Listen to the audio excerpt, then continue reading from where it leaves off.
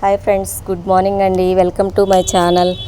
నిన్నటి అధ్యాయం అయితే దీపారాధన మహిమ అనేది అయితే చెప్పుకున్నాము. ఆజామీనులు శివ సన్నిధికి ఎలా చేరుకున్నారు, కార్తీక పౌర్ణమి రోజు తెలిసి కానీ తెలియక కానీ దీపారాధన అనేది చేసినచో పుణ్యఫలం అనేది లభించును అనేదైతే మనకి ఆజామీనుల కథలో అయితే తెలుసుకున్నాము. ఇక 5వ అధ్యాయం వనభోజన మహిమ అనేది ఇవాళ అయితే తెలుసుకుందాం ఫ్రెండ్స్. నా ఛానల్ సపోర్ట్ చేస్తున్న ప్రతి ఒక్కరికి పేరు పేరున ధన్యవాదాలు తెలియజేస్తున్నానండి. ఓం నమ శివాయ. కొత్తగా చూస్తున్న వాళ్ళైతే సబ్స్క్రైబ్ చేసుకోండి అబ్బా. ఇకైతే మనం వనభోజన మహిమ అనేది ఇవాళ తెలుసుకుందాము. ఓం నమ శివాయ. ఓ జనక మహారాజా, కార్తీక మాసంలో స్నాన దాన పూజ అనంతరము శివాలయం నందు కానీ విష్ణాలయం అందు కానీ శ్రీమద్ భగవద్గీత అనేది పారాయణ తప్పక చేయవలెను. అట్లు చేసిన వారి సర్వ పాపములు అనేది నివృత్తి అగును. ఈ కార్తీక మాసములో ఆడుకోకన్నయ్య కరవీర పుష్పములు శివకేశవులకు సమర్పించిన వారు వైకుంఠమునకెళ్ళుదురు. భగవద్గీత కొంతవరకు పఠించినను వారికి విష్ణులోకం అనేది ప్రాప్తించును. కదలి శ్లోకములో ఒక్క పదమైనను కంఠస్థమునరించి ఎడల విష్ణు సన్నిధ్యమును పొందుదురు. కార్తీక మాసములో పెద్ద ఉసిరికాయలతో నిండుగా ఉన్న ఉసిరి చెట్టు కింద సాలగ్రామమును యథోచితముగా పూజించి విష్ణుమూర్తిని ధ్యానించి ఉసిరి చెట్టు నీడన భుజించవలెను. బ్రాహ్మణులకు కూడా ఉసిరి చెట్టు కిందనే భోజనము పెట్టి దక్షిణ తాంబూలాలతో సత్కరించి నమస్కరించిన వలెను.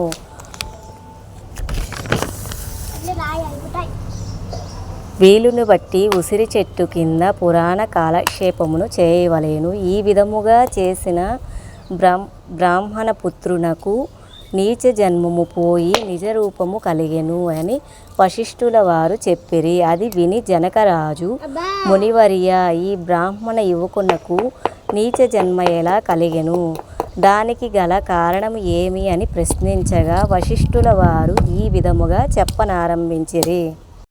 కిరాతక మూషికములు మోక్షము ఎలా పొందిను అనేది తెలుసుకుందాం మనం. వశిష్ఠుడి వారి మాటల్లో జనక మహారాజునికి అయితే తెలియజేస్తున్నారు. రాజా, కావేరీ తీరమందొక చిన్న గ్రామమున దేశశర్మయగు బ్రాహ్మణుడు కలడు. అతనికొక పుత్రుడు కలడు. వారి పేరు శివశర్మ. శివశర్మ చిన్నతనము నుండి భయభక్తులు లేక అతి గారాభముగా పెరుగుట వలన నీచ సహవాసములు చేసి దురాచార పరుడై వెలుగుచుండెను. అతని దురాచారములను చూసి ఒకనాడు అతని తండ్రి కుమారుణ్ణి పిలిచి, బిడ్డ, నీ దురాచారముల కంతు లేకుండా ఉన్నది. నీ గురించి ప్రజలు పలు విధములుగా చెప్పుకొనుచున్నారు. నన్ను నిలదీసి అడుగుచున్నారు. నీ వల్ల కలుగు నిందలకు సిగ్గుపడుతూ నలుగురిలో తిరగలేకపోవుచున్నాను. కాన నీవు కార్తీక మాసమున నదిలో స్నానము చేసి శివకేశవులను స్మరించి సాయంకాల సమయమున దేవాలయములో దీపారాధన చేసిన ఎడల నీవు చేసిన పాపములు తొలగిపోయిగాక నీకు మోక్షప్రాప్తి కూడా కలుగుతుంది. కనుక నీవు అటులు చేయమని బోధించెను తన తండ్రి. అంతటా కుమారుడు, తండ్రి, స్నానము చేయుట వంటి మురికి పోవుటకు మాత్రమే కానీ వేరు కాదు. స్నానము చేసి పూజలు చేసినంత మాత్రాన భగవంతుడు కనిపించునా? దేవాలయములో దీపములు వెలిగించిన లాభమేమిటి? వాటిని ఇంటిలోనే పెట్టుట మంచిది కదా అని వ్యతిరేకార్థాలతో పెడసరముగా సమాధానం ఇచ్చెను కుమారుడు. సమాధానము విని తండ్రి, ఓరి నీచుడా, కార్తీక మాస ఫలము అంత చులకన చేస్తున్నావు కదా. నీవు అడవిలో రాగి చెట్టు తొర్రయందు ఎలుక రూపములో బతికెదువుగాన అని కుమారుని శపించెను.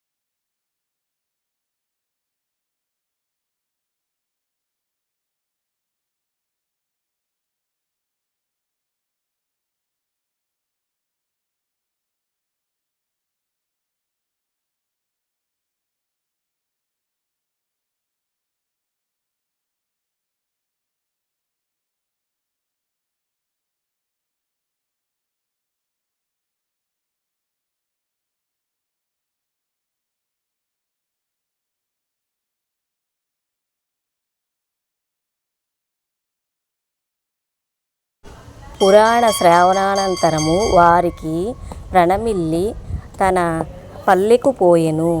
అటులనే ఆహారముకైన చెట్టు తొర్రట దాగియున్న పురాణమంతయు వినుచుండిన ఎలుక కూడా తన వెనుకటి బ్రాహ్మణ రూపము నొంది, మునివర్య, ధన్యోస్మి ధన్యోస్మి, తమ దయవల్ల నేను కూడా ఈ మూషిక రూపము నుండి విముక్తుడనైతిని నన్ని తన వృత్తాంతమంతయు చెప్పి వెడలిపోయెను. కనుక ఓ జనక, ఇహములో సిరి సంపదలు, పరలోకమున మోక్షము కోరువారు తప్పక ఈ కార్తీక పురాణమును చదివి ఇతరులకు చెప్పవలెను. ఎలుక అనేది ఎలా మోక్షం అనేది జ్ఞాపకం వచ్చి నువ్వు అక్కడే ఆడుకో, సరేనా? మూషికము గురించి ఎలా అనేది మోక్షం వచ్చింది అనేది తెలుసుకున్నాం కదా. ఇప్పుడు 6వ అధ్యాయము దీపదాన విధి మహత్యము గురించి తెలుసుకుందాము. ఓ రాజా శ్రేష్ఠుడా, ఏ మానవుడు కార్తీక మాసము నెల రోజులు పరమేశ్వరునికి శ్రీ మహావిష్ణువునకు పంచామృత స్నానము చేయించి కస్తూరి కలిపిన మంచి గంధపు నీటిలో భక్తిగా పూజించునో అట్టి వారికి అశ్వమేధ యాగము చేసినంత పుణ్యము దక్కును. అటులనే ఏ మానవుడు కార్తీక మాసం అంతయు దేవాలయమునందు దీపారాధన చేయునో వారికి కైవల్య ప్రాప్తించును. దీపారాధనను చేయుట ఎట్లగాని పైడి పత్తి తానే స్వయముగా తీసి శుభ్రపరిచి వత్తులు చేయవలెను. వరిపిండితో గాని గోధుమ పిండితో గాని ప్రమిది వలె చేసి వత్తులు వేసి ఆవు నెయ్యి వేసి దీపమును వెలిగించి ఆ ప్రమిదలను బ్రాహ్మణులకు దానమియ్యవలెను. శక్తి కొలది దక్షిణ కూడా ఇవ్వవలెను.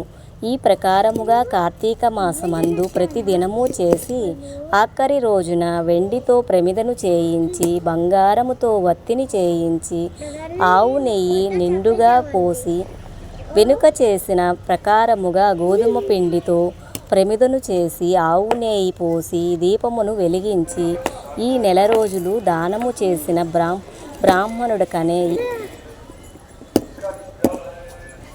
బ్రాహ్మణుకే ఇది కూడా దానం ఇచ్చిన ఎడల సకల ఐశ్వర్యములు కలుగుటయే కాక మోక్షప్రాప్తి కలుగును.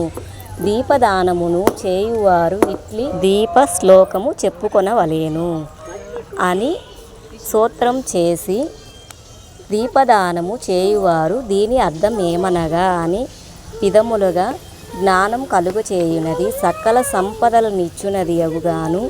ఈ దీపదానము చేయుచున్నాము, నాకు శాంతి కలుగుగాక అని అర్థము. ఈ విధముగా దీపారాధన చేసిన తరువాత బ్రాహ్మణ సమారాధన చేయవలెను. శక్తి లేని ఎడల 10 మంది బ్రాహ్మణులకైనను భోజనం అనేది పెట్టవలెను. దక్షిణ తాంబూలాలను ఇవ్వవలెను స్వామివారికి. ఈ విధముగా పురుషులు గాని స్త్రీలు గాని ఏ ఒక్కరు చేసినను సిరి సంపదలు ప్రాప్తించును, విద్యాభివృద్ధి ప్రాప్తించును, ఆరోగ్యం అనేది కలుగును, సుఖించుదురు. దీనిని గురించి ఇతిహాసము కలదు, దీనిని వివరించెదను ఆలకింపుమని వశిష్ఠులు జనకునితో